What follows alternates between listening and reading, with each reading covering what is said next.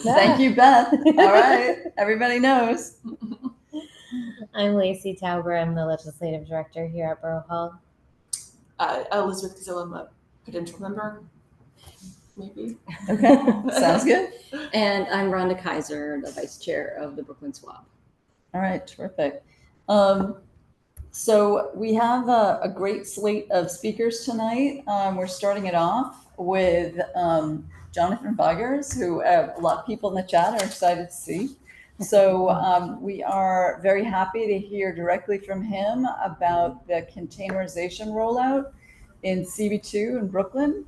And so really, I just want to say, let's take it away to Jonathan, and he can give us the overview of what's happening in our borough and what may be next after that.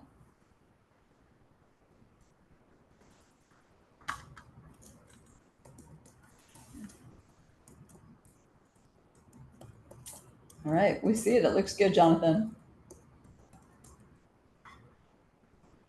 All right, thank you so much. Glad that it's working. I just really do want to say thank you for letting me and inviting me here to give this overview.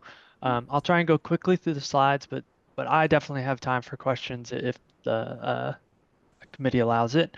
I do also just want to note that I'm at the office here, and at some point during this presentation, probably relatively quickly, the lights around me are going to go off. So if I'm sitting in the dark, I do have a little lamp here. Can't do anything about it unless I go run. But again, thank you so much for letting me speak. So here we go. I'm here to talk about the Empire Bin containerization pilot and how it's expanding to Brooklyn Community District 2.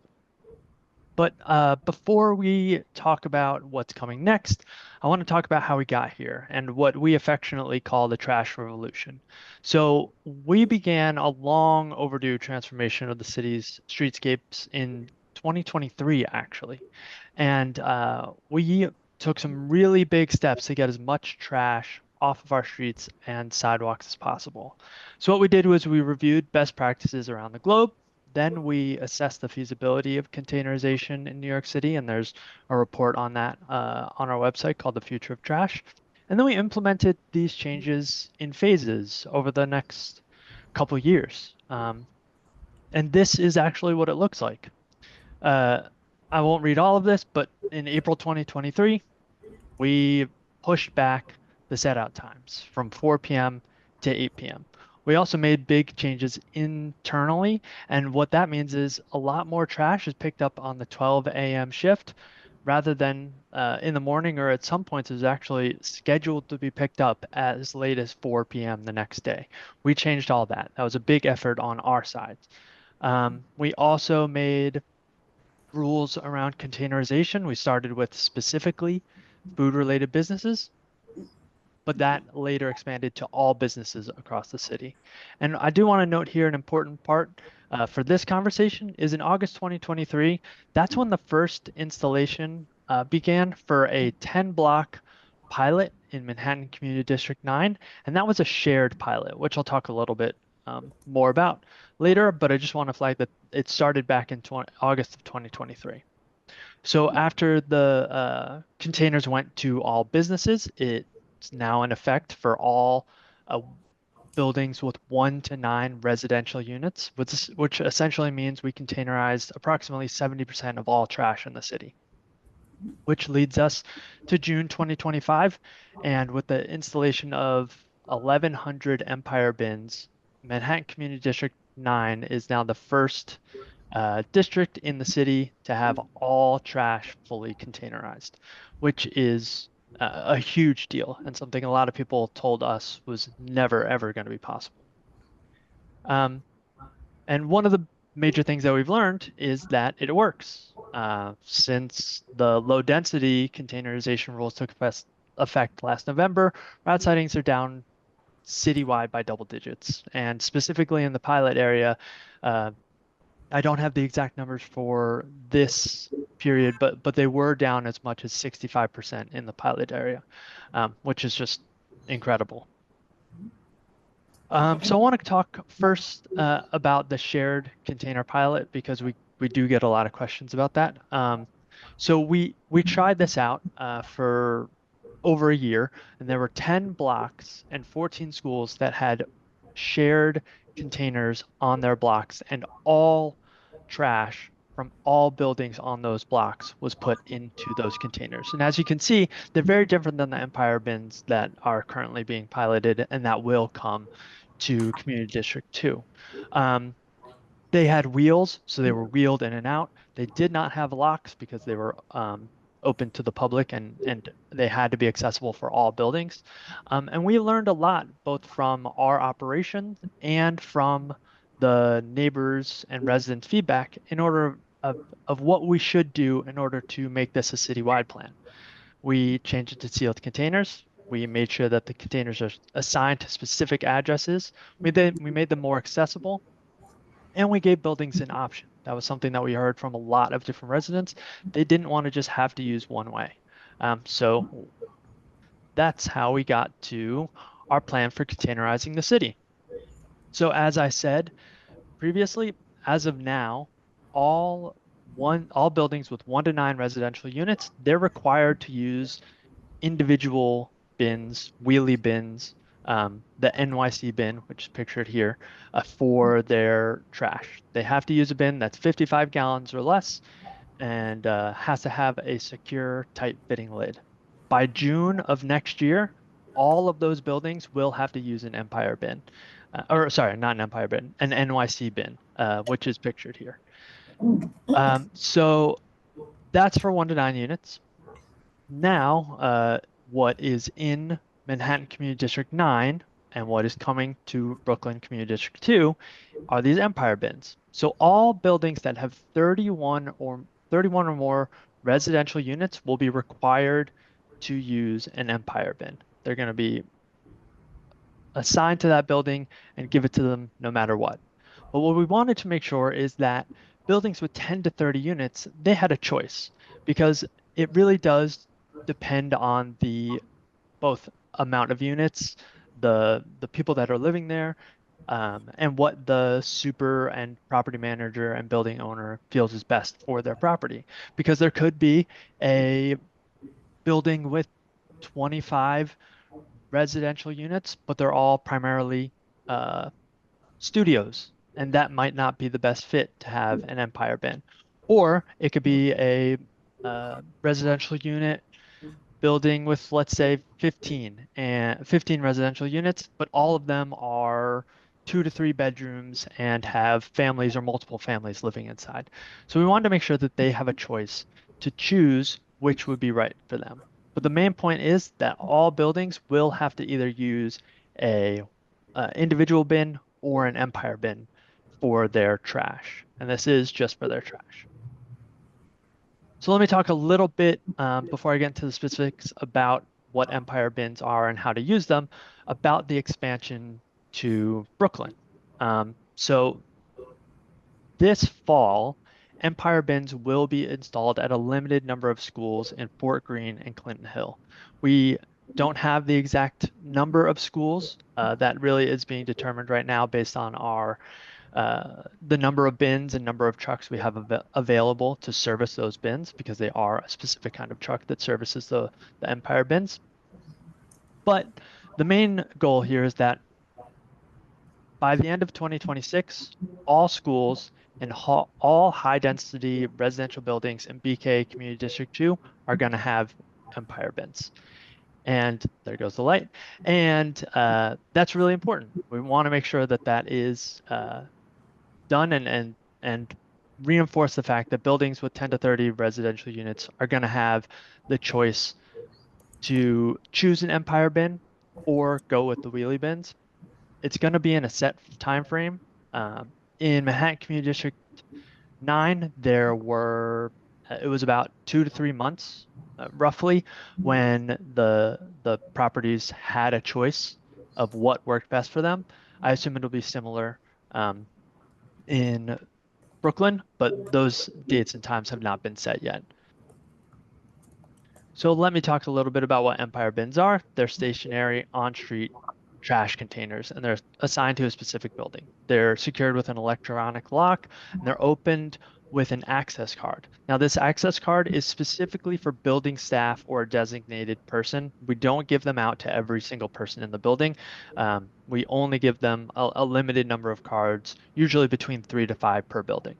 They are serviced by new automated side loading trucks. You can see a picture there. There's video on our YouTube page where you can see it, how it works. It really is pretty impressive. It picks the trash bin up and lifts it in and dumps the trash out. And it holds approximately 4 cubic yards of waste, and that's about 25 large trash bags. How to use them? Again, I talked about this, but they'll receive a couple access cards. They're locked, and you have to use an access card in order to open them. And if you do have issues, we have a form online where people can request service or just tell us that it's dirty, stuff like that.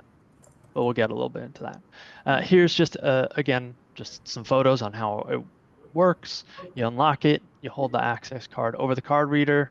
The card reader turns green, and there's a beep. There's a couple ways that the actual lid opens. So you can use a foot, there's a lever on the side, or there's a handle up top.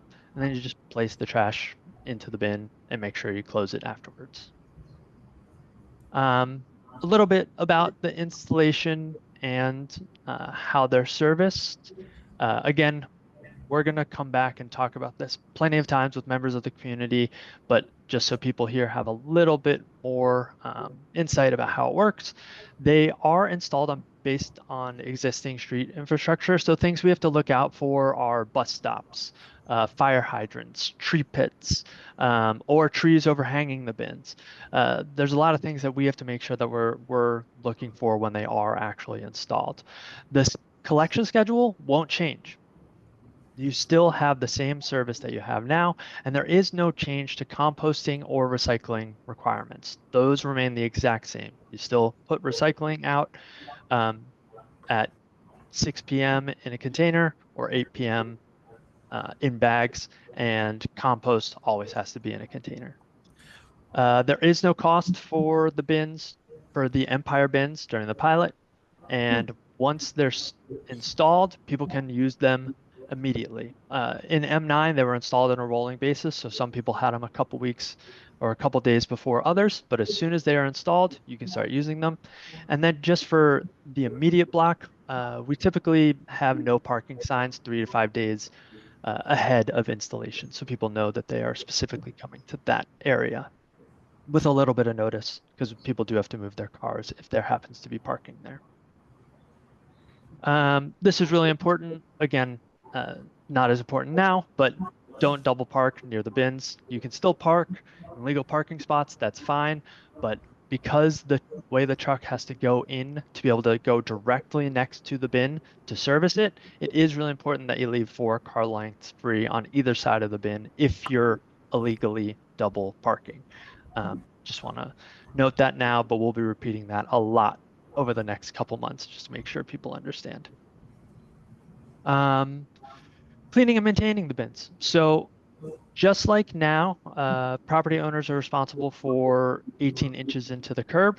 The only thing that really changes is that if there's an Empire bin, that 18 inches now goes around the Empire bin. So just make sure that you're cleaning all around the Empire bin. Underneath, we clean that out when we service it. The bin itself, we clean that on a quarterly basis. And if there's any problems, you can just report that on our website, and we'll make sure to get to it as quickly as possible. There's a little screenshot of the form on the screen here. Just a quickly reminder about individual bins. So 1 to 9 units, buildings with 1 to 9 residential units across the city already have to use these, but any 10 to 30 unit building that does not opt in, does not choose to use an Empire bin, will be required to purchase their own individual bins. Again, because there can be no trash bags on the street once the pilot officially takes place. Got to make sure that you have those bins. Please don't use neighbor neighboring bins, and definitely don't illegally dump trash around the Empire bins. And then for our residential outreach to make sure that people know what's going on, we do extensive door-to-door canvassing. We visit every single 10 to 30 uh, unit building and every 31 unit building, 31 units or more building, to make sure that they know about this. And we try and get the supers information, because again, we do have to hand out the access cards. So we're going to be in the field a lot, talking to residents, talking to supers, trying to reach out to property managers. So we are going to be in the field very often. We're also going to be doing plenty of virtual info sessions, and we're going to be sending mailers as well. And we'll be regularly at the community board. Going to be at their pest committee tomorrow, actually, giving this same exact presentation one more time. So just in terms of next steps for buildings with 10 to 30 units, if you live there, if you know a super there, I would just start thinking about how you want to manage your building's trash, if you want to use an Empire bin or an individual bin moving forward, and just look out for the mailer and fill out the online form once it becomes available. Buildings with 31 units, just stay tuned. You're going to get informational mailers, and you'll be required to fill out a form in the coming months. And then these are the most frequently asked questions that we get. When will bins be installed? It's residential bins are going to begin with installation in 2026 on a rolling basis, and no parking signs will be posted 3 to 5 days before installation. Will my collection schedule change? No, it remains the same. Where do I put large items? So large items, mattresses or other furniture, they can be placed in front of your building on your trash only collection day. Please don't have anything leaning up against the bins once they're in place, but just want to note that it could still go in the curb where you normally set out trash. How much trash can each Empire bin hold? That's approximately 4 cubic yards of waste, or 25 large bags. And then if you have more trash, if it breaks, or if there's littering or dumping near the Empire bins, all of that can be serviced through our online request form. And there's more information on our website. So that's the presentation. If you want me to take some questions, I'm happy to do so. They were definitely popping up in the chat. Let's see, Beth, maybe if you want to read some of the questions that have come up, that would be great. Sure. Great. So there's a question about who makes the Empire bins, and where they're made, what they're made out of, what the life expectancy is, and what the plan is for maintenance and replacement. Yeah, so this was bidded out through RFP process, and Contenor makes all of those bids. They're a company that was primarily making them in Spain, and we have had them modified to our specific requirements. But they now have operations in New York City. The material, all the specifics, I believe, is on Contenor's website, but they're heavy duty plastic. I don't know the exact life expectancy, but I can say that we are servicing these bins on a regular basis. So in addition to having residents, supers out there telling us if there are issues, our staff actually have to go and use these bins multiple times per week.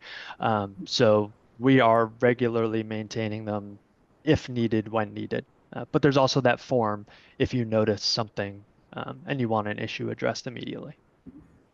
I'm going to ask a follow-up question to that, which is, do you know if the plastic that is used to make them, is it all new plastic, or is any recycled plastic used in making them?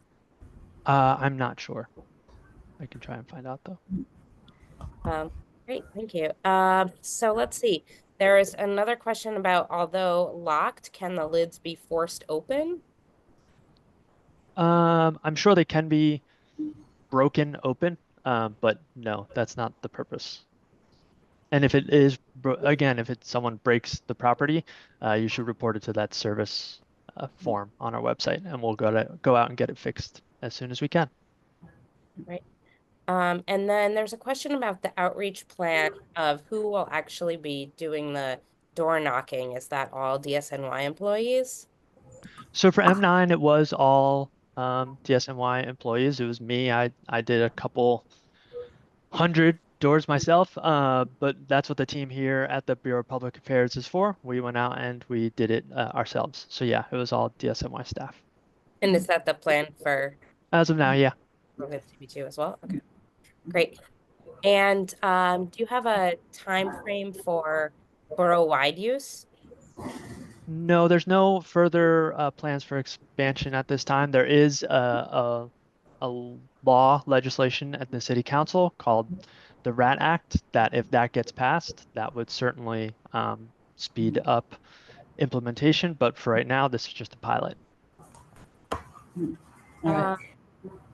Maybe one more question, Beth, and then happily we have Councilmember Lincoln Ressler here, and he's going to talk about a potential pilot, but maybe we'll take one more question. And Jonathan, if you want to stay for Lincoln's discussion as well, that would be great. Up to you though. Sure thing. Yes, there's one that was asked that is my question as well, which is how many parking spots are being removed with the pilot program? You said something about 4 cars on either side. Is that so? Does that mean like in front of and behind?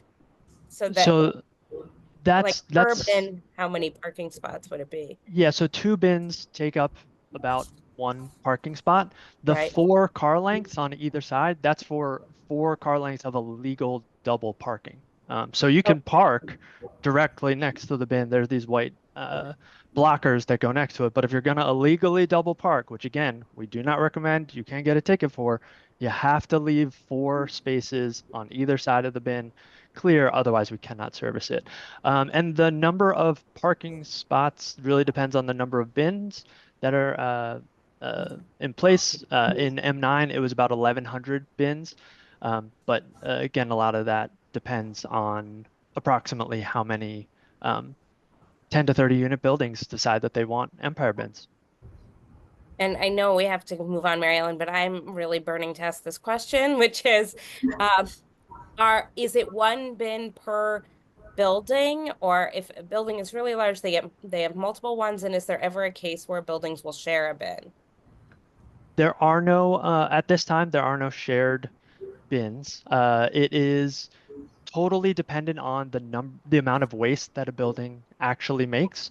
So we could actually go out and do waste surveys for every building that gets an Empire bin so that we are able to determine how many they require. They can get 1, they can get 2, they can get 3. That is determined based on the amount of waste that they set out. Most buildings typically get 1, but it can be more if it's determined necessary. Okay. All right, great. I think people still have more questions. So let's head over though and give Lincoln Ressler the floor. And then if you're still here at the conclusion of the talks, maybe we can open up for questions again. But Lincoln, we're really excited to see you and hear about a pilot for Burham Hill. Great. Well, Mary Ellen, it's really appreciate you and everybody on the SWAB for their great work and their commitment to helping us reduce waste across Brooklyn and ensure that we have more sustainable waste policies. It's absolutely critical to our climate goals and to our quality of life. And I hope that you all have a healthy degree of empathy for Jonathan Vigers because he and I used to work about 2 feet away from one another. So my desk was his desk was directly behind where I sat. And so you can imagine how loud and loquacious and how much of a handful I am all the time. And Jonathan Vigers had to put up with being about 2 feet away from it for multiple years. So he is a mensch of a person, and we're really lucky that he's continued working in city government at the Department of Sanitation, where he's been doing a terrific job. I don't have a ton of nice things to say about Eric Adams' administration, but I really think this pilot and the effort to containerize our garbage at scale is one of the single best things that this administration has done. And I'm really, pleased by the progress we're seeing in West Harlem. I talked to my colleague and friend, Councilmember Sean Abreu, on a regular basis about what's been going on there. And he's just over the moon happy with the progress that they've seen in his community. And I'm just so fed up with the walls of garbage. Yesterday I was walking by down State Street, after the kind of as the Atlantic Antic was wrapping up, and the garbage from 125 Court, not to call them out, but just to call them out, it went almost all the way from Court Street down to Bourne Place, and it was like almost as tall as me. And that's a reasonable size building, but it's not like the biggest building in the neighborhood by a long shot. And the idea that we can get this garbage off the street and properly containerized to reduce rats, to improve our quality of life, to give more space to pedestrians, I just think is a tremendous improvement for all of us. And, yes, there's a trade-off of the loss of some parking, and that's going to be, that is a real trade-off. But I think that the benefits are just fantastic. So I think this is most urgently needed for our big buildings. I'm keen to partner closely, and we had a great call with Jonathan and his colleagues last week. I'm keen for us to help on outreach to all of the 10 to 30 unit buildings to try and encourage them to participate and take advantage of this opportunity. So we're really going to be nudging hard with all of our friends across the district. And what we've just had the most preliminary conversations about, and I don't want to get ahead of myself or the Department of Sanitation anyway, but what I've raised with them for the better part of for 1 to 2 years now is that there are brownstones in my community. There are buildings with 6 units or less, 4 units, 2 units, 1 unit that want to be a part of this containerization pilot. And so I'm hopeful that we'll be able to figure a model out with the Department of Sanitation where we can have a pilot within the pilot where a number of small buildings work together to collaboratively share a bin. We have not yet figured out the details, and I could only share, conceptual models. What's been really important in West Harlem is that a single building take responsibility for the bin. And so how we structure this smartly, and share that legal responsibility and, logistical responsibility where the bin goes, et cetera, is important. My hope is that we can figure out a handful of contiguous buildings that could work together in a few locations to pilot this model also, so that small buildings can also fully containerize their garbage and benefit from this, I think, really smart innovation. When I've visited places like Madrid or Buenos Aires and seen this model, it's worked so well, and I really think it's going to work well for us across Community Board 2. I think it's imperative in downtown Brooklyn where we have just this concentration of very large buildings.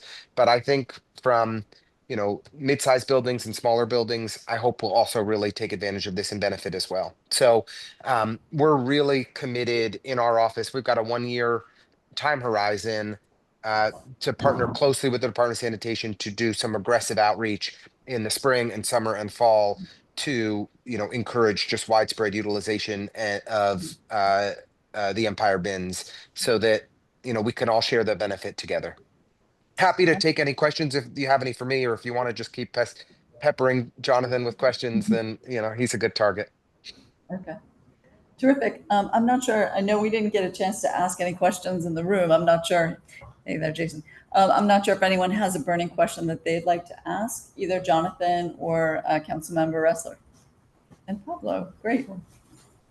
Anybody on this side? I have a question. Okay, great. And it's more for Jonathan, but Councilmember, I hope you will maybe in your advocacy think about this as well. Is there any potential future where we see like these bins include recycling and organics? Because I mean, I think it's funny. There's a picture that you use in the presentation from another country, and it's clear that they're doing that. And I think it would be a great way to just make it easier to have one kind of system for all three things and increase diversion. I think that there is a lot of concern about how the streetscape is used, specifically for vehicles.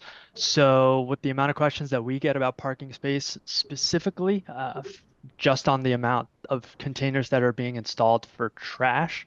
Right now, we are only looking at that for trash, but certainly something I would be open to in the future and have personally advocated for. Yeah, and I share Lacey and your perspective on this, and I appreciate Jonathan's point that you know it's look, we all recognize there's some trade-off here. I just think the benefit is so great, and I really agree with you that we should be creating the Empire bins for organics and for recycling as well. And it's not to say to overstate the obvious, but we're less than 90 days from a new mayor taking office. It certainly looks like it's going to be Zoran Mamdani, and I think he's somebody who's really excited and invested in these types of policies.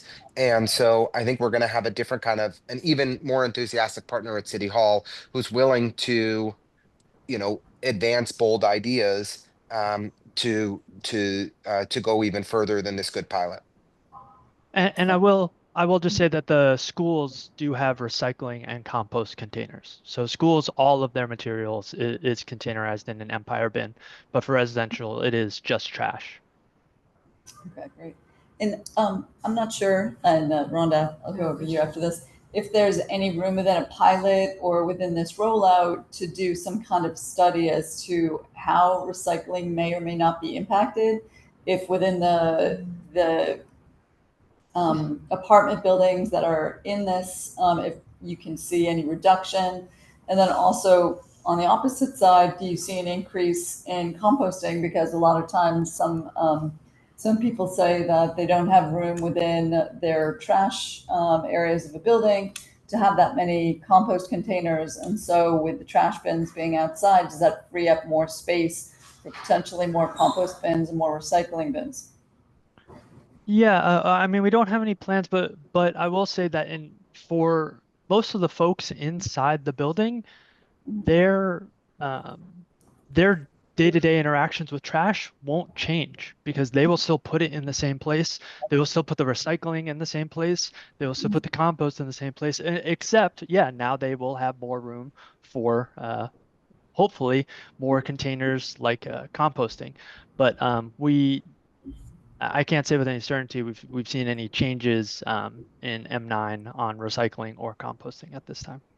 Yeah, but I really like that idea, Mary Ellen, of studying different approaches on recycling because Justin and Eric are smart people on this call who know better than me.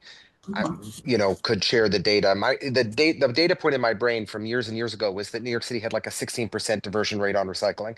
And did I get that right? Eric is giving me a thumbs up, and Eric knows everything. So uh, it's pitiful. And when we compare ourselves to other cities around the country, like San Francisco, they do a phenomenally better job of capturing recyclable materials. And so we've known this is an area that we need to do better. I'm sure, and I think looking at whether if we could pilot even a couple places of doing the Empire bins, that would be great. And maybe see if it's a way for us to improve those recycling rates, and that could help us make the case for why that loss of some additional on-street parking is really worth it. Yep. MGP is around 46 or 48% residentially speaking. For recycling, we don't know really on commercial. Paper, I think from the zero waste report that came out recently from DSNY, interesting report. I think it was around 46. It's roughly in that neighborhood. Overall, though, diversion is probably around 17, 18% of everything, composting, electronics, textile. So certainly we have a tremendous way to go there. And we are not close to reaching our zero waste goals. So definitely still interested. But I think to your point, Lincoln, San Francisco and other cities reach 70% on plastics, glass, and paper. That was also within the zero waste report, or I think maybe a different report. But overall, let's dig into it and find out ways to go. I don't know if there's one more question here, or I just want to ask a quick question about the school bins that are coming in the pilot. Are they not the same as the school bins the tilt trucks that are everywhere else all over the city, or that are open at the top? They are the Empire bins. The schools are getting their version, the exact same bin, Empire bins, but they'll just be labeled trash, compost, recycling. So the photos that I showed earlier of those bins, they'll be getting those. They will not have to use tilt trucks any longer. Okay. Okay. Terrific. And Beth, maybe one or two more questions. We do have our next great lineup of speakers. Thank you, Janelle, Justin, and Eric. But maybe if we can have another couple minutes for questions, and then we'll hand it over to you. I'm looking at the Yeah, yeah, Beth's got that. There's a lot of questions still in the chat, but there's a question about your work from going door to door and what you're hearing from building staff, if there's any positive or negative feedback. And similarly, it's the same question regarding organics enforcement, but Allison says she'll connect with you separately on that one. Yeah, definitely. Anything that we don't get to now, feel free to send me at the end or tomorrow at any point, and I'll happily answer as best I can.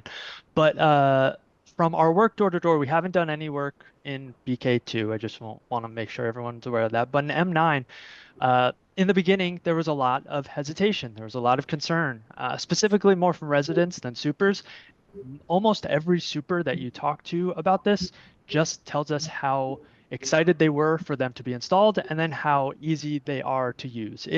It frees up space in the building. It makes sure that they can set out the waste at any time that they please. They no longer have to wait till 6, 8, 10 p.m. to set out the trash, because the Empire bin is always there. So they can get it as soon as they have it, put it into the bin themselves. They say, we've also heard from plenty of supers about the reduction in rats or the overall cleanliness.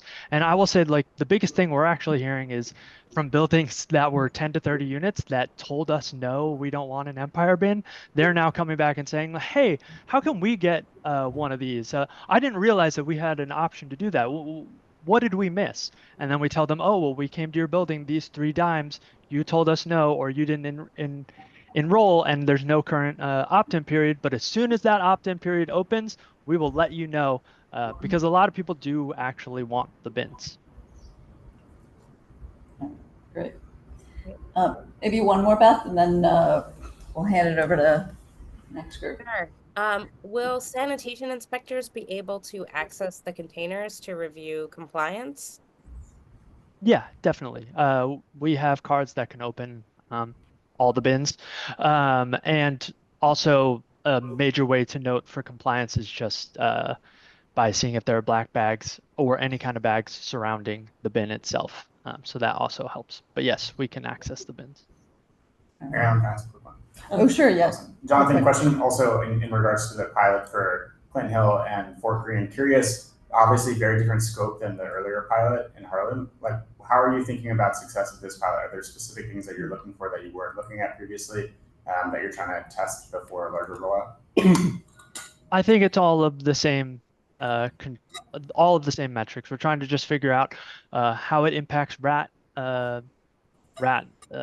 complaints across the city, the overall cleanliness, utilization across the board. But really, we just want to make sure that the streets get cleaner and that there are less black bags on the street. And those are our major points of concern here. But we'll be doing a larger environmental study as part of this pilot that will be released before any further expansion.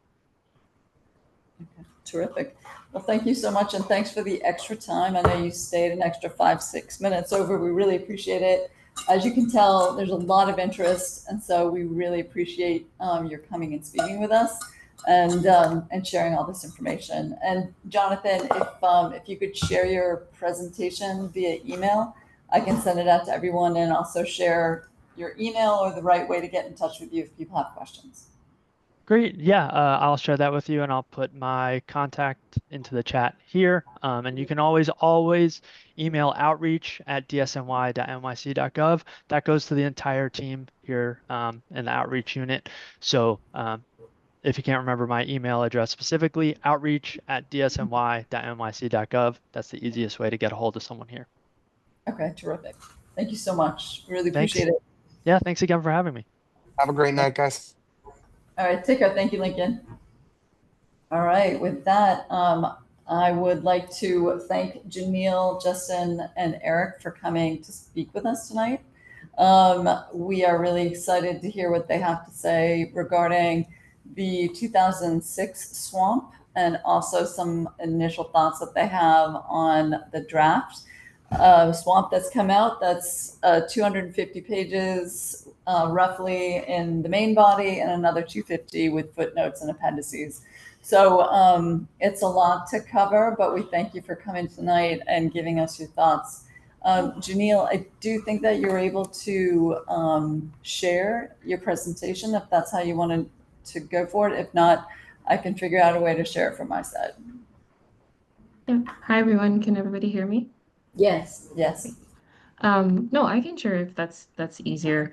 Yeah. And just to clarify, like we actually haven't read through the draft swamp yet, as he says, 250 pages. So what we're really going to do is just share some of the recommendations that we had been putting together for the People Swamp Report. So for those who were here, this is a reminder for those who weren't here, a few months ago, our coalition came and presented some of the analysis that we were working on for the 2006 swamp, and then we're planning to develop more of like a community-driven swamp report with recommendations and things that different community members were concerned on. So we're coming back with the findings and sharing those recommendations that we put together.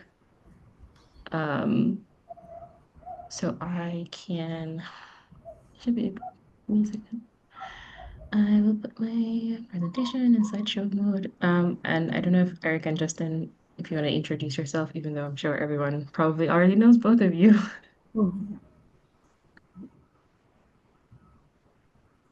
Hi, everyone. Oh, go ahead, Eric. Sorry.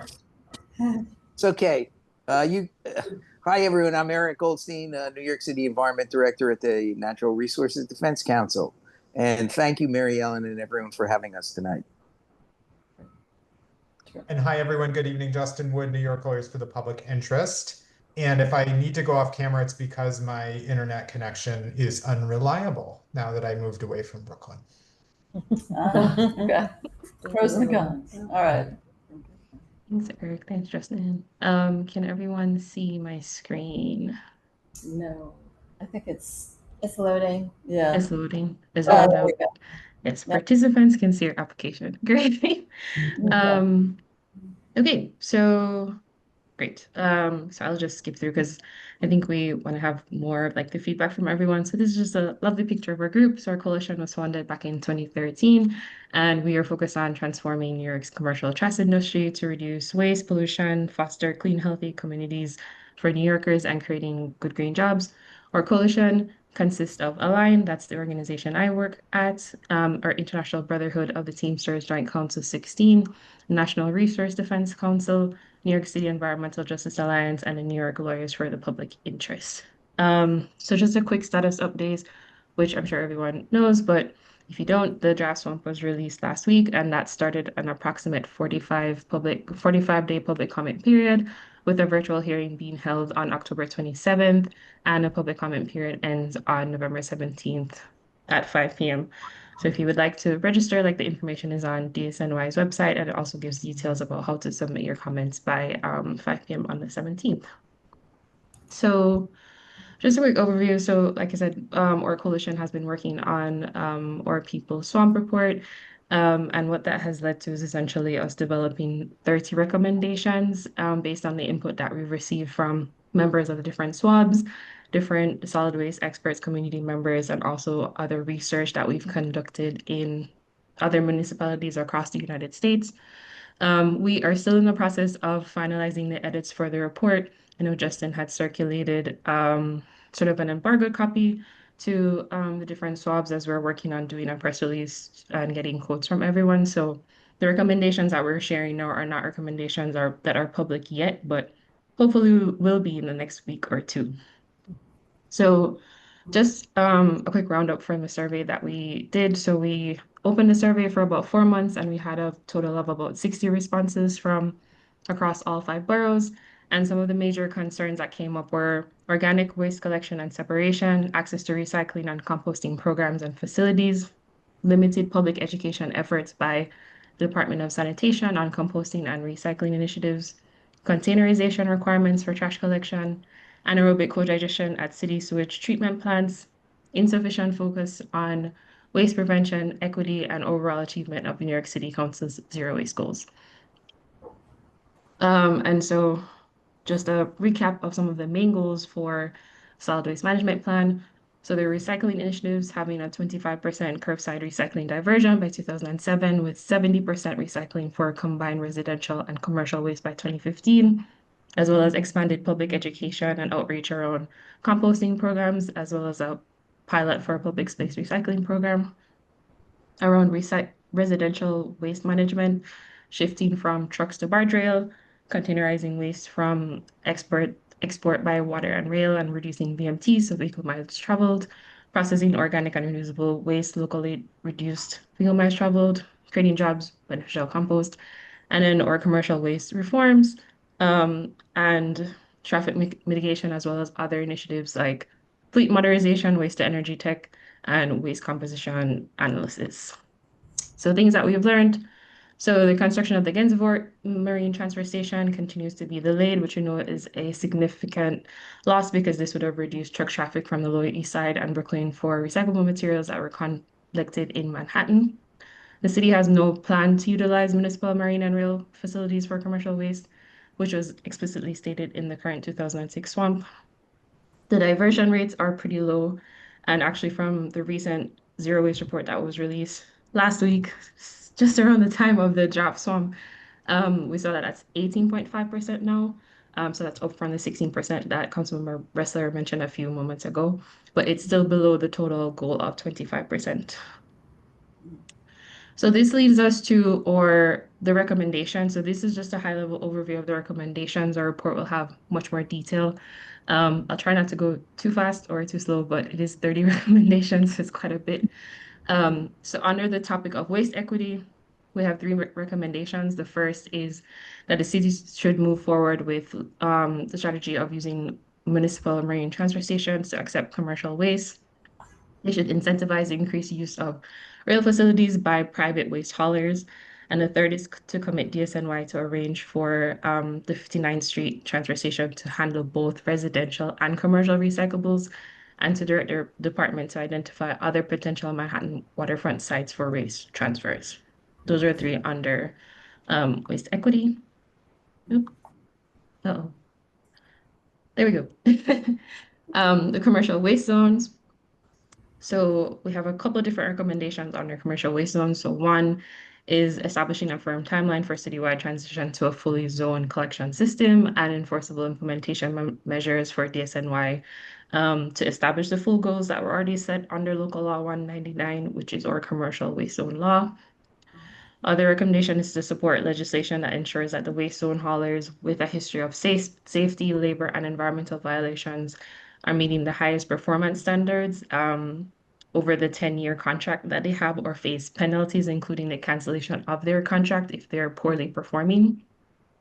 We also believe that DSNY should be directed to partner with private waste companies to deliver robust and sustained employee and public education and training programs for businesses regarding commercial waste composting.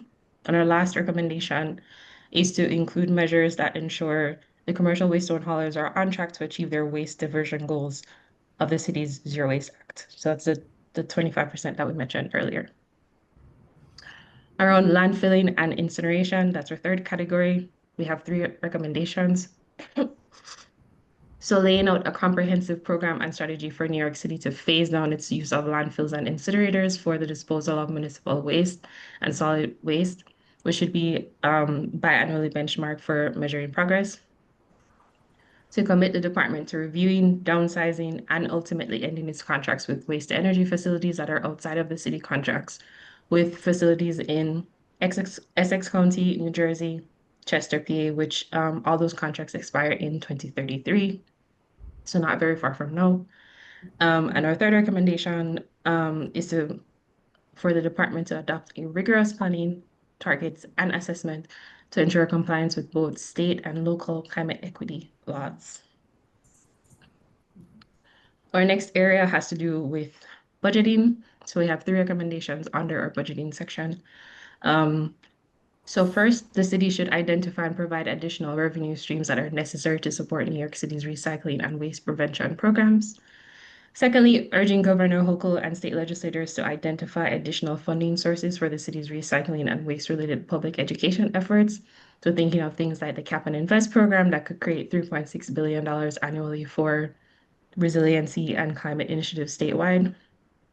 And along with urging state legislators to pass legislation like Assemblymember Glick and Senator Harkin's extended producer responsibility program that would shift that responsibility of costs of disposing plastics away from taxpayers over to manufacturers of these products. Ooh, yes. Next, we have public education around textiles and plastics and electronics recycling.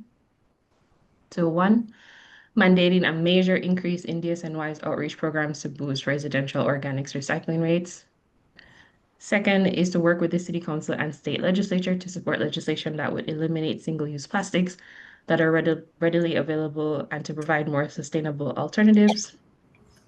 Third, the city should advance legislation that would expand the department's electronic waste recycling collection program to include multi-story buildings and to require that those residential buildings with 10 or more units have more convenient e-waste recycling for their tenants by joining the DSNY Cycle NYC program.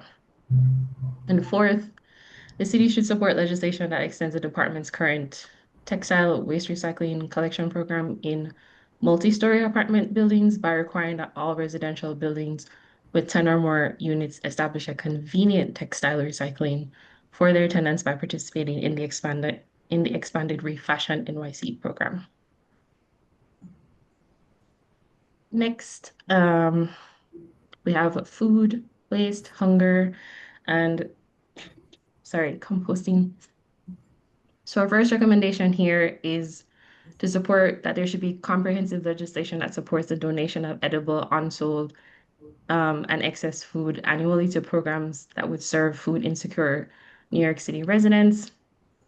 And that should also require that the grocery and retail stores regularly share that information of their food donations on Donate NYC portal. Second, there should be a multi-sector plan that will sharply increase and track food containers and food rescue to simultaneously tackle chronic hunger, food insecurity, and waste disposal. And both the city and private waste companies participating in the new commercial waste zone system should make substantial and comprehensive investments to food rescue organizations, food banks, and customer education. Next, we should establish a mid to large size aerobic composting facilities throughout New York City, expand the composting that should capacity on Rikers Island, and then emphasizing the importance of community-based composting operations and supporting continued funding for the almost 24 organizations that are already working on collecting organics and processing, them in small and mid-scale sites in all 5 boroughs. Just a couple more to go. I skipped ahead. Oh no. There we go. There we go. Nicer properties and just using the waste facilities for renewable energy. So one, making sure that we're treating the NYCHA properties the same as we would any other residential building and providing equitable sanitation services. Supporting legislation that directs DSNY and DCAS to conduct a comprehensive feasibility assessment for using former New York City landfill sites, transfer station rooftops, and sanitation garages and parking lots for renewable energy and storage facilities. And then DSNY should continue to study and test opportunities for replacing diesel engine collection trucks and replacing that with zero emissions models that could be powered by clean fuels or renewable energy. As it relates to VMTs, so vehicle miles traveled reduction, and more data collection and sharing. So the city should ensure that VMTs across the entire waste system and should measure the VMTs across the entire waste system, measure the changes in VMTs as initiatives like the commercial waste zone program, the citywide organics collection, the waste containerization, and expanded use of rail and marine transfer facilities are being implemented. Second, we should commit the department to performing a comprehensive analysis of the potential for adjusting DSNY trash collection schedules with the goal of increasing collection efficiency, boosting participation in recycling and composting, and then reducing unnecessary truck traffic. The DSNY should perform a comprehensive waste characterization study for the municipal solid waste system and separate waste characterization studies for the commercial sector every 4 years, beginning in 2028. And the DSNY should present a comprehensive data on waste collection, recycling, and composting in consistent formats that have historically been used so that elected officials and the public can use open data to compare performance both monthly and annually. And our last recommendation, which we already know DSNY did not follow, is that there should be at least 120 days from the release of the draft SWAB by the DSNY for the City Council and the public to review. And during this time, there should be a minimum of 5 meetings that are held to engage local communities across the 5 boroughs. So in other words, at least 1 meeting per borough on the draft plan, and that there should be more opportunities for the public to review and provide comment. So obviously that was a lot of information and I tried to speed through it very quickly. But we definitely would love any feedback or any questions or thoughts that anyone has. And I did send the presentation to Mary Ellen, so if anyone wants to take a look at that after this, feel free to send us questions afterwards as well. And I can stop sharing my screen. Terrific. Thank you so much, Jamil. Let's see, we'll start if anybody has questions on this side. If not, we'll go to the chat. I think it was a lot to chew on. Beth, do you have anything within the chat that people would like to bring up? I'm sure. Nothing yet. I think there's a lot of mulling it over. Yeah. While people are mulling, maybe I can just add 3 points since I've had a moment to take a look at the draft. And again, thanks to all of you for listening. We look forward to hearing your comments after you've had a chance to look at the draft and look at our little report when it finally gets released. But 3 quick points. First, on composting, which we know is a priority for the Brooklyn SWAB. The focus of the recommendations of the draft plan are expanding co-digestion at sewage treatment plants. And I think many of you would share our view that that is problematic. And regarding setting up composting infrastructure, which we believe, and I believe many of you believe, is the real way to address organics, the draft report talks about continuing to evaluate composting infrastructure. So they want to expand co-digestion at sewage treatment plants, which is problematic, and continue to evaluate real composting infrastructure. So that might be an area that you will want to focus on going down the pike. Second, data collection and dissemination and public education. These are issues where there's a lot of good language, but it's very, very general in the draft SWAB.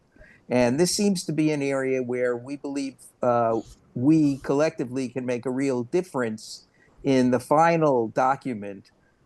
Because if we have specific recommendations on the kind of data that we'd like released, the kind of frequency of things like waste characterization studies and all of that, as well as specific public education activities that could be undertaken, it seems to us to be very hard for the council to object to that. In fact, we think they would be strongly supportive of all of those things. And so that may be an area where it'll be relatively easy, if anything is easy, for us to make suggestions to the council and to make changes that improve and enhance public access to information and public education.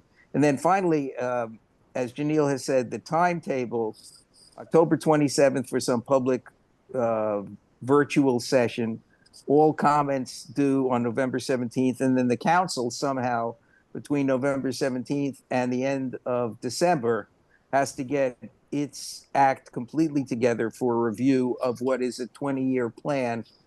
Again, we just don't think that's enough time. We know that the SWABs have written a letter to, I think, the SNY requesting additional time. to review this, and we think this is important enough that the plan does not have to be approved until the end of the year. Kendall says it's a 10-year plan, but that's okay.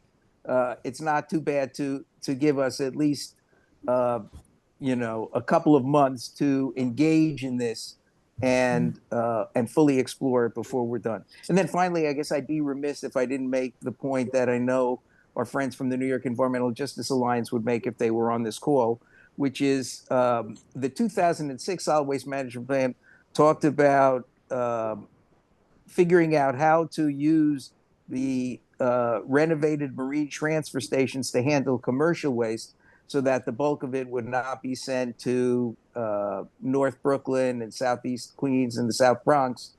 And again, in the draft plan, the language that the plan uses is continuing to assess the viability of accepting commercial waste at the marine transfer stations. And that's been a 20-year assessment now. And so I know that there are many environmental justice advocates who will be focusing on that provision and seeing if things can be done to address commercial waste at the marine transfer stations. Back to you, Mary Ellen. Thanks. Thanks so much. Thanks so much. And yes, just to clarify, Eric, the 4 SWABs did send out a letter today asking the DSNY, copying in the Department of Environmental Correction, Conservation at the state level, asking for a 60-day extension. Within Local Law 19, it does specify that SWABs have the mandate to look at the swamp, and it allocates 90 days. So it seems like there would be space to have some additional time. We will see what happens, and we'll take it from there. But I don't know, Justin, if you have anything that you'd like to say before we turn it over to open questions amongst the members. No. Okay. Okay, great. I don't know, Rhonda or anyone on the chat. I think I saw some questions come up. There are a couple questions in the chat. I also have a question, but I'll start with the chat. Which is, although you may not have read the whole swamp, what areas of agreement with DSNY are most apparent or likely? If any. Yeah, I think on that we will have to get back to you because we haven't waded through the whole thing yet, and we haven't even had a single conversation among all of our groups. So, but it's a fair question, and we'll be back to you hopefully before the November deadline. But we're totally supportive, and I think that we, as a Transform Don't Trash Coalition, will be sending in something to DSNY and DEC to support your request, Mary Ellen, which makes a lot of sense to us. Okay. All right. Great. Thank you. Yeah, it is quite a lot. I mean, 500 pages, because even the appendix section is really meaty, and it's a lot to really dig into. It's great information. Really happy, but it's just a lot to take in within a short period of time. And, 10 years is a lot to dig through of policy recommendations, and it's important. So I think it's just a mark of this significance we see of this and the importance of the issue to us. I think on that it would be good to follow up with Councilmember Breyer too, because some of us spoke to him briefly after the last sanitation hearing, and just raised this concern and said that at minimum we think that they should at least be doing one hearing in each borough. And he said he would call. He agreed and said he would call sanitation, and I just think that could use some follow up. Okay. Right. And we heard that they are tentatively scheduling the council hearing for November 13th, right? Right. Yeah. So save that date. I mean, things with council change quickly all the time, so I don't know if it will stick, but that is what they told us. Okay. Yeah. All right. And Beth, how about your question? I'm going to ask my question, which is, and apologies if I missed if this was addressed, but I know, Janelle, in your presentation, you talked about one of the items being a reduction of sending things to landfill and incineration. Was that specific areas? And I'm curious to hear more about the plan to phase out those places and how we can go forward with less reliance on exporting our waste.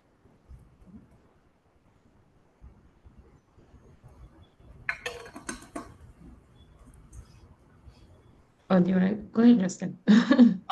Well, I could jump in. Hi, everyone. That's a great question, Beth. I mean, there are several recommendations we have that I think the SWABs have taken similar positions on seeking legislation that would reduce single-use plastics, etc. I also think, to Kendall, your question, I mean, one area of agreement, we haven't reviewed the whole SWAB proposal, but one area of agreement with DSNY, partly, I would say with DSNY, is that we need to be source separating far more organics. And then, of course, we're also strongly in favor of passing laws like Intro 696, which was mentioned, which would seek to process as many organics as possible locally rather than exporting. DSNY has repeated in their commercial waste zones report as well a call for all businesses to have a uniform set of organic separation rules, and that's something we agree with. Right now, the rules are still limited to some businesses. And then, of course, I'm sure everyone had seen back in April that on the residential side, the deputy mayor had ordered a pause of organics enforcement right as curbside composting was starting to ramp up. And we've seen drops in tonnages in DSNY's monthly reports, and we've seen an absolute drop in enforcement. We haven't checked the numbers in the last few weeks, but we had seen that, and that's mentioned in our draft report. So I think, we're education, uniform rules, public education, and enforcement where necessary are definitely things that are probably we agree on with the SWABs, I would say. Okay. Great. Anything else? They mentioned the gateway. If anything is done in gateway, are they exempt from the CQOR and the environmental reviews of the city?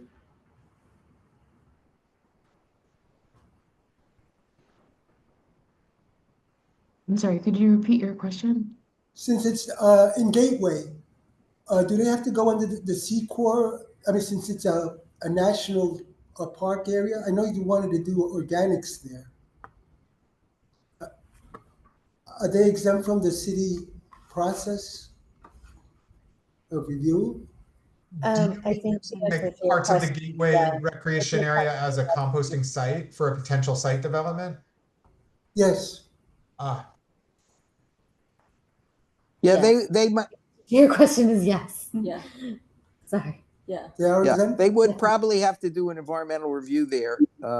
We think that would be a positive outcome if they were to do it. Although, right now with the current administration in Washington, it might not be the best time to advance that particular site.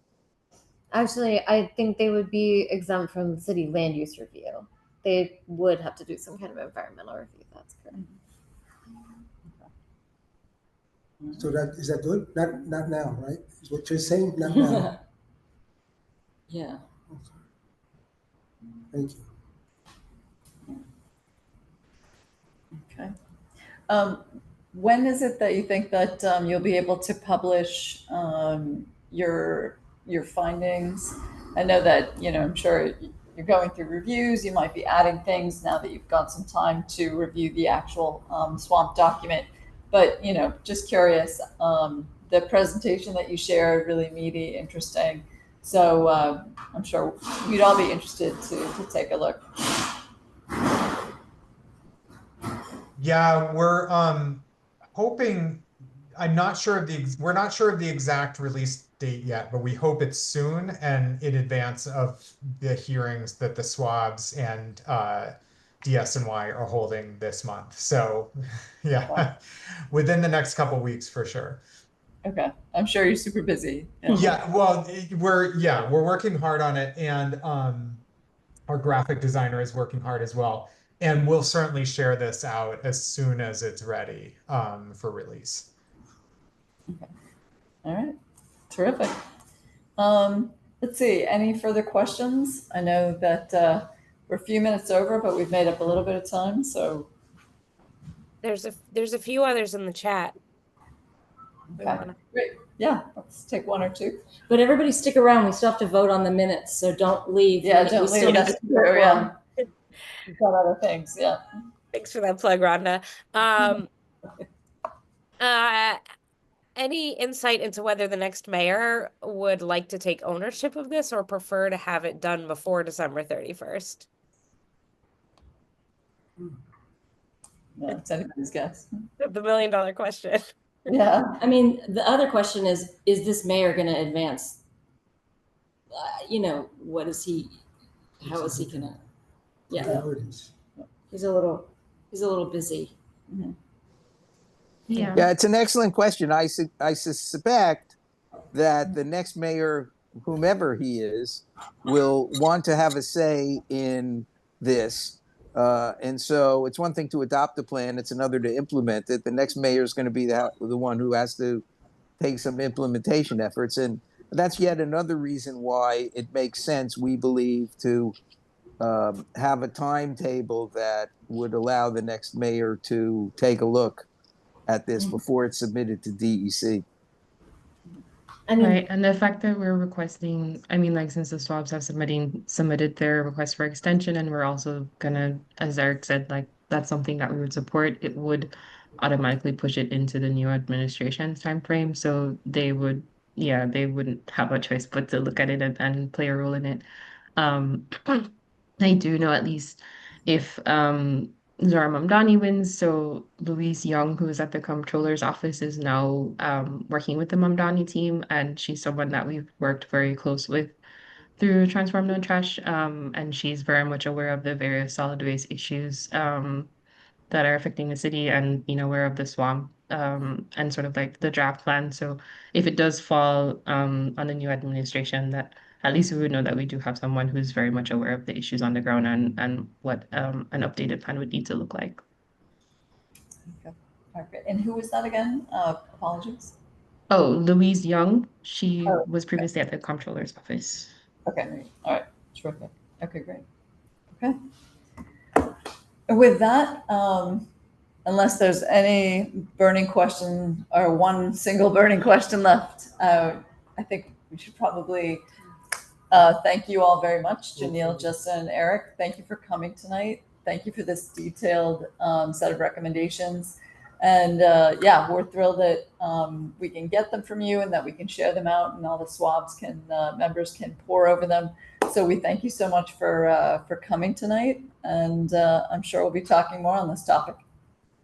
Thanks for having us. Thank you for having us, and thanks for filling out the survey from a couple months ago. Okay, great. Yeah. Motion to accept the minutes. Yeah, that's right. Thank you. Thank you. Thanks, everyone. Have a good night. Good to see you. Bye-bye. All right, terrific. I don't know if we have a quorum anymore. Are we done? Well, I don't think there's anything I could say that hasn't already been said. So You were going to say something. I want to know. Oh, well, Justin brought it up. I was going to talk about how the sanitation put out their first commercial waste zones report. Oh, right. It's got some interesting data in it from the first zone, but it's only from one zone, so it's Okay. you can't draw a ton of conclusions from it. Mhm. But the Bronx zones are rolling out, Mhm. and we'll get them here in Brooklyn in January. Yeah, okay. All right, great. So we can say that's the borough president update. Yeah. That's it. Yeah. Okay, great. So we don't have enough. I don't believe we do have a quorum for voting on the minutes. Yeah, we did, but I think we've lost some people. Okay. Thanks. All right. Thanks, Well. people left early. Yeah. This is the sturdy lot of SWAB members. Excellent. All right. Good stuff. All right. Well, I hope everybody enjoyed that. There was a lot to take in. There was some back and forth about whether or not a line was able to present. So we ended up with 3 speakers tonight. So that's how it rolls. So that's good. Let's see. So we went through the BP Reynoso's update. We could go through a Save Our Compost and a Reusable NYC update. Sherry's not able to make it. She did send a quick update. She said the bulk of the most recent SOC meeting was mostly focused on the swamp that was released. And they are planning activities to educate themselves and to have a response. Nando from Brother Sister Soul presented a draft of the mapping work that he's doing in connection with CUNY. The site isn't public yet, but he is trying to map as many local gardens and food drop-off sites as possible. So we look forward to hearing more from him soon. And I think with that, that's the SOC update. Uli, I don't know if we have anything from Reusable NYC. No, the meeting this month got moved a week, so it hasn't happened yet. Okay. All right. Sounds good. All right. Next up, then, we can go into the, the executive committee. We can't vote on the minutes. I hope everyone's been able to take a look at them. I did have a quick presentation. I don't know if anybody really wants to see another set of presentations at this point, but let me just, it really is just a timeline of the, let's see if I can find it at this point. It's a timeline of the, of where we are relative to the swamp. Let's see, there's that one. Okay, so here we go. I'm gonna go over here.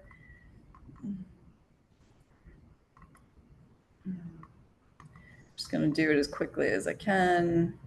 Go into slideshow.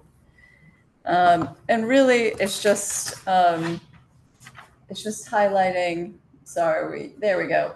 It's highlighting, this is our mandate. We're spending a lot of time on the swamp because it is the reason for the being of the SWABs. We are due to provide our feedback to the borough president and also submit it to the DSNY. And it does specify the 90 days that was articulated that was suggested in terms of the time to review the SWAB. So that's just the quick basis of that. And the next really is just the quick view of what is the timeline. I think a lot of people have talked about it. If you're more of a visual thinker or learner, the way I am, it's nice to have it all in one place. So right now, the Queen SWAB is the first of the SWABs to have scheduled a hearing. They've put it out and they're soliciting testimony at this time. As you've heard, DSNY is having a public meeting on the 27th from 10 to 11:30. So that will give people an opportunity to hear more about the swamp at that time. We have a tentative date of the 29th of October for our hearing. We're hemmed in by the fact that we have elections going on, and even on the 29th, there will be elections. Early voting will be taking place at Borough Hall at that time. It'll be in the first floor, and so we could do something on the second floor. The following week is the election itself. It's tough to have a hearing at that time, and then there's elevator repairs.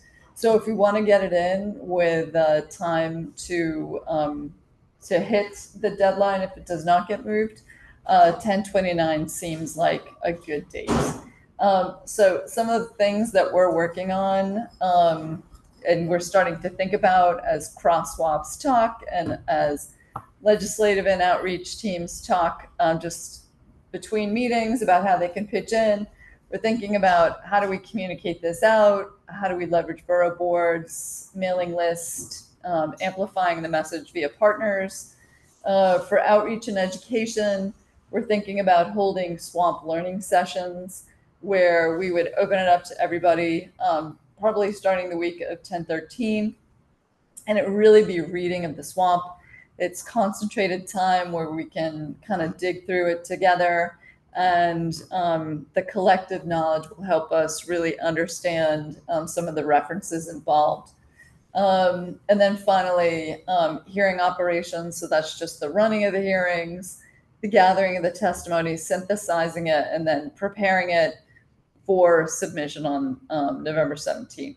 So that really is just a quick summary, and it's all I really wanted to share with everybody. But that's fully what the SWAB, the executive committee, and the cross SWAB discussions are thinking about at this point in time. So I think I'll just don't need to kill you all with any more slides than that. But that's really just kind of the quick update. Other than that, we really, if people have strong feelings about who the SWAB should be inviting to a hearing, it could be any place across New York City. If you could send your recommendations to swab.brooklyn@gmail.com, just the contact name, the email address, and the organization name. And then finally, I've started work on the bylaws. I've scheduled a meeting for October 28th, which may change now because I scheduled that before knowing that the 10/29 was the best date. So I think we might push that into November, but I'll post it on the Brooklyn calendar. And anybody who's interested in taking part in an update to the bylaws is welcome to attend. So more updates on that to come. And with that, I'd like to turn it over to Uli to talk about legislative committee activities. Yes, we had a lively legislative committee meeting last month. We talked about a lot of topics. Some of those are more actionable than others. We did talk a lot about the swamp outreach, but Mary Ellen gave a great update, so nothing more from me on that. We also, just to keep the topic top of mind, talked about the EPR and bottle bill. And while we don't have a plan at the moment, we're still thinking through like what we can do in the future. Another topic we've talked about this last meeting and the one before was the bill, was the extension of the Seneca Meadows permit to extend their operations past 2025, so they're slated to be closing in 2025. And we decided as the legislative committee to write a letter opposing the extension of that permit. And I think that was circulated to everyone, correct, Mary Ellen? Yes, that's right. Mm-hmm. So I don't know if it would be, I don't think we're going to vote today, right? Because everyone has the digital link, but I just wanted to highlight that is going around. For us, it's really about staying true to the state solid waste hierarchy in terms of closing that and advocating for the state to really focus more on putting their efforts towards renewables, towards recycling and organics collection and things like that. So wanted to make sure everyone's aware that that's in your email, and hoping you vote before the deadline. Okay, great. Any questions on that? No? Okay. Sorry, let me just say the deadline is Friday, 5 p.m. That's right. Mm-hmm. I saw that Seneca takes in from Massachusetts and Connecticut. Yes. I don't want to start into a state. What are they going to do? I don't know. Yeah. That's my question. As they considered what Connecticut and Massachusetts, what are they going to do if they close it down? I mean, this landfill has been slated to be closed by 2025 for a long time. So I'm hoping that they weren't just betting on the state extending it, because previously, until only recently, the city or the town itself had mandated that it be closed. So I mean, if they were hoping that this would turn around and they didn't come up with an alternate plan, that's not really yeah. I'm assuming they would have thought through some other options, because this is sort of a last minute Hail Mary. Okay. Interesting. Okay. Anybody else? No? Oh, wow. Look at that sign in the back. I just noticed that. That looks great. Next up, the Outreach Committee. Cool. A few things on the outreach side. So first, as Mary Ellen just mentioned, we're supporting outreach for swamp sessions and roundtable. Earlier actually not this month, but a few weeks ago, we also sent out the statement of needs letters to all the community boards in Brooklyn, got some positive responses to that. I circulated earlier this week the CP2 survey, in which they featured some composting and waste management questions. So folks in that area, feel free to respond to that as well. Second big focus for us, and we talked about this in a few meetings the last few weeks as well, we've updated the data tools that we've shared previously to now include the recycling data set, so MGP and paper. We have capture rates included in the tools, and then a overall diversion metric is shared there as well. So you can check out tracknyctrash.com and see those updates. And then we're also going to send out the first monthly kind of data really quick. Here are 3 insights to look at later this week. We're expecting the August numbers to come through on Wednesday, the 8th of every month. So we'll look at those numbers, see how we're trending, and then send out.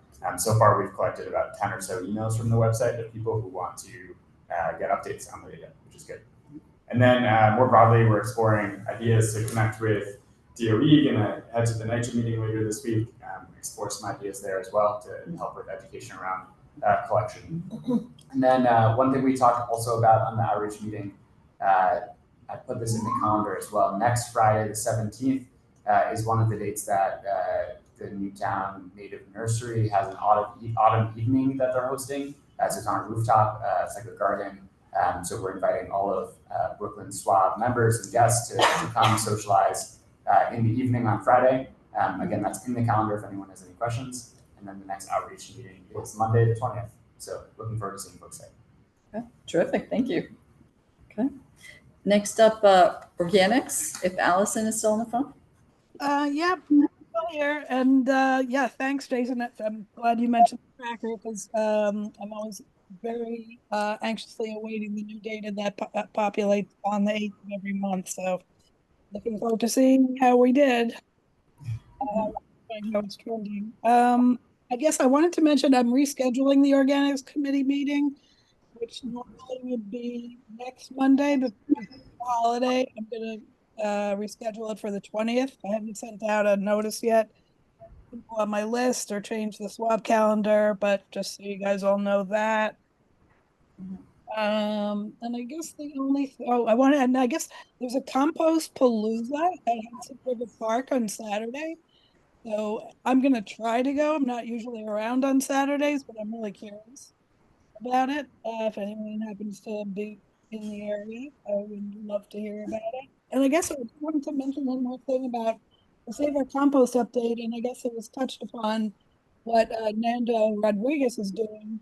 It's a great project. I think it's called the 1,000 Hot Box Initiative, where he's got this really ambitious goal of like 1,000 hot boxes in gardens and compost locations, throughout the city. So I think that's very exciting.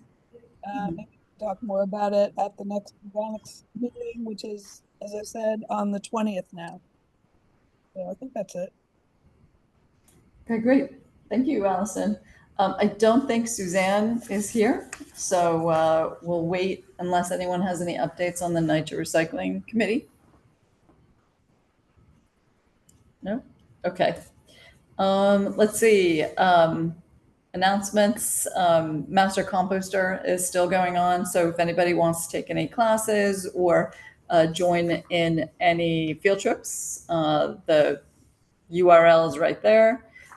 Just as a note, Montague Open Streets is going to take place on October 19th in Brooklyn Heights. Councilmember Ressler is organizing a free compost giveaway. You can reserve a 40-pound bag, and the link is in the agenda. If people are really curious about it, I can forward you the direct link so people can sign up and get their free compost. With that, any other comments or ideas or events to share? They installed a hot box at Brooklyn College. Oh, It's really? the first time I saw it, yeah, and it was that organization, Soldiers Sisters. Oh, Brothers, Sisters. I never heard of yeah. it before. That's Nando Rodriguez. Okay, well, they were part of that effort because they're trying to get into the trees of that tree agenda, the forest agenda. Oh, yeah. So, Okay. good place to the put all urban that forest. compost in. Yeah. Oh, Keep cool. us posted how it's going. Okay. Yeah, that's great. Thank you.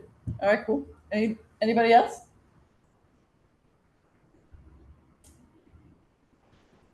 Okay. It conflicts with the Brooklyn, let's see. Outreach committee. Oh, okay. All right. We'll chat, Allison. We can negotiate. Rock, paper, scissors, whatever. Jason looks nice, but he's going to strong arm you now. So Yeah. watch out. All right. I think with that, I'd like to open it up to a motion to close or adjourn. I move we adjourn. All right. Second, let's go. I think the meeting is adjourned. Thanks so much for staying, everybody. And I hope you enjoyed it. Have a good night. Yeah. Have a good night. Thank you.